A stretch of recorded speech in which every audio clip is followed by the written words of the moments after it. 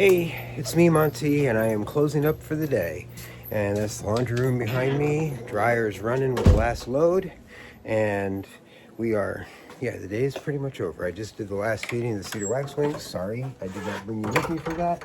But hey, I could bring you with me tomorrow morning when I go in to do the cedar waxwings first thing in the morning. How's that sound? Pretty good. Exam room is locked. We are down to 19 patients in care. Today was a big day. Really big. Let's see. First thing that happened today, one of the first things that happened today, we released the last fawn we had in care. And I did the release myself. I caught the fawn up out of our fawn yard, which is always fraught with tension. It's such a delicate thing to get a hold of a fawn and put them in a crate to take them to a release site. But anyway, did it, and it was really pretty, and I'll stick the last glimpse I had of the fawn that I have on video at the end of this so you can see it, okay?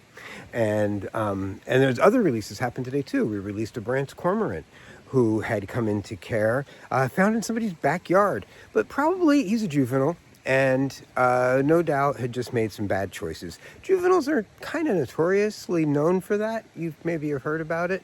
That's like why they have, juvenile delinquents, and maybe you saw West Side Story. So there's a history there. And anyway, he got into some trouble, and that led to him needing some supplemental fish. And we provided that and gave him a safe place to recover. And before long, he was flying and diving and being a general ready-to-go cormorant. So go he went. That was today. And we had, I know that you've seen the video of our first raccoon release back in August, and today we released 3 more. We released 3 more raccoons. Today. So we're down to 2 raccoon babies in care. That's anyway. So back to the task at hand, which is closing up for the night.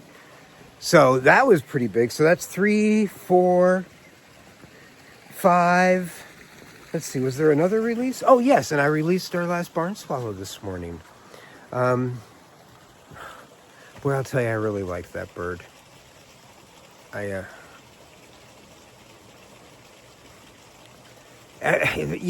from the very beginning, he I liked the cut of his jib, you could say. Anyway, walking out here. So that's 6 releases, and that brought us down to under 20 patients in care for the first time since back in April. And I'm not gonna lie, I get a kind of an empty nest syndrome feeling, like when I go past that aviary that the barn swallow is not in anymore. I'm so glad that he made it, and I also have an ache that I can't explain. That, why am I aching for him? Everything that was supposed to happen happened perfectly.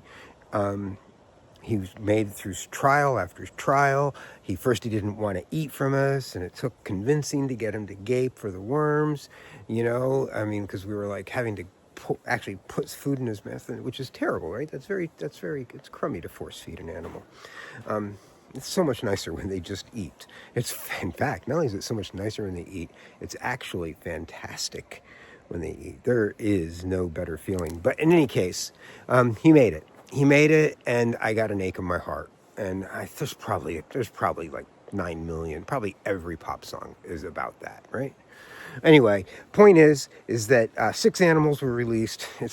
The summer is winding down. Things are going great. There's a strong possibility I'm going to see my grandchildren by the weekend, and they're on the other coast. So everything is great. And to top it off, representatives from the Oiled Wildlife Care Network came today. We were visited by their executive director and people. I don't know what all their titles are, but it was Wendy, who I have known. We met in 2002 working on the San Mateo mystery spill in the Bay Area. And that was when I got called up to the big leagues. Those were the days. That was great. I got called up to the big leagues. It was fabulous. And I went to work for International Bird Rescue, and I moved from Seattle down to San Francisco to do it. And I joined their spill team, and then I did their snowy plover surveys in the California desert in 2002, 2003, and worked there, Oh, anyway, long history. She was here today. She works for the HWCC now, the Oiled Wildlife Care Network, which is something fabulous. And maybe you don't know that California has this thing, but we do. It's the Oiled Wildlife Care Network. Bird Ally X is a member org. It's basically oil spill preparation and readiness across the state. And there's turnkey facilities. I've told you about these pools. Maybe, I don't know if you know them, but the Oiled Wildlife Care Network gave us a grant to build these pools. We have them because of their existence. So, in any case, the point is, they came to visit today and see the facility because you know that we experienced a catastrophic. It was catastrophic. When we had to move in 23, and that whole period, 22 through 23, and then our first summer here was rough. And we were building the facility while we were taking in patients. We treated, what was our final numbers for, I think it was 1,482 patients in 2023. And we built our facility, and we tore down the old one. We did a lot. And we did it with your help, by the way. And don't think I don't know that. I do. I know it very well. But the main thing is that, it was super great to have the Oiled Wildlife Care Network here today. Well, first of all, I love what we do, right? And the Oiled Wildlife Care Network they're our partners in, we help them by being here to take care of oiled wildlife in the event that a catastrophic oil spill happens, or even a mild. All oil spills are catastrophic, okay? Not going to make apologies for lesser spills, but oil spills are catastrophic. California is ready to meet them, and we're part of that readiness, and I'm proud of that. And I've worked for the Oiled Wildlife Care Network directly, and I've worked for them as a partner, and I enjoyed every role I've ever gotten to play with them. And so it was great to have them here and to be able to show them what we've done in the 2 years since we moved, and what their support has provided, and just to renew it. And some of it's new people. Like Wendy and I go back to 2002, but their new executive director, Victoria, I just met her today in person for the first time, and she's great, by the way. And she's from the Minnesota Raptor Center, an organization that I know quite well. And I haven't worked for them, but I know them, like I've heard of them a lot. They're famous among colleagues, and they've partnered closely with my alma mater, where I learned to do wildlife rehab to begin with, the Progressive Animal Welfare Society up in Seattle. Anyway, that's a lot of history. 6 animals released today, and a visit from my heroes at the Oiled Wildlife Care Network, and getting a chance to show off what we're doing here on the North Coast, to be part of their plan and taking care of wild animals when they need it to be done. So, I got a hat from them. I should have put it on. You want to see the hat? Do you? Okay.